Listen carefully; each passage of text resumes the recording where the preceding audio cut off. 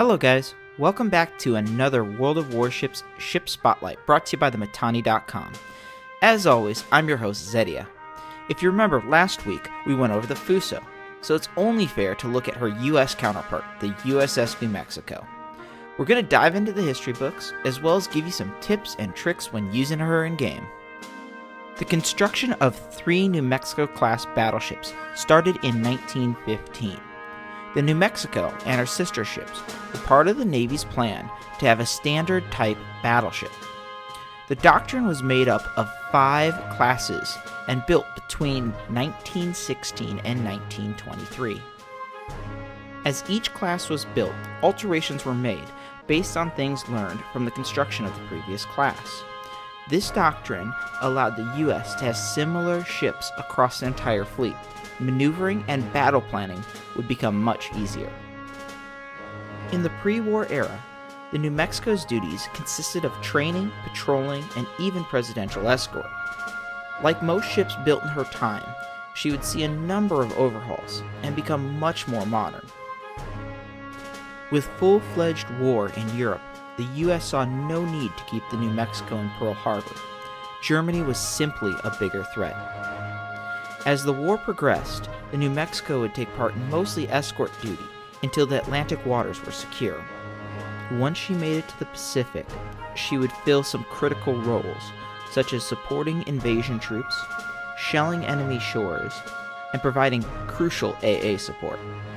She took part in major battles such as Marshall Islands, Solomon Islands, Battle of Philippine Sea, and Okinawa. The New Mexico was not always on the offense. Late in the war, she was hit by a number of kamikaze planes. One even crashed into her bridge, killing the commander and many other officers. Crew members were lost and replaced. The ship was damaged and repaired. And through all this hardship, the New Mexico made it. She sat there in Tokyo Bay where her and her crew witnessed the surrender of Japan. Alright, let's take a dive into gameplay. The New Mexico has the same basic feel as previous US battleships. The top speed is 21 knots. What a surprise. Although she is still slow, there are some major improvements. First off, you have 4 turrets with 3 cannons each.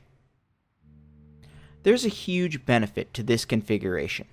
Tighter shell grouping. Simply put, more of your shells will land on target with each volley. The second big improvement is that you have much better AA, and rightfully so.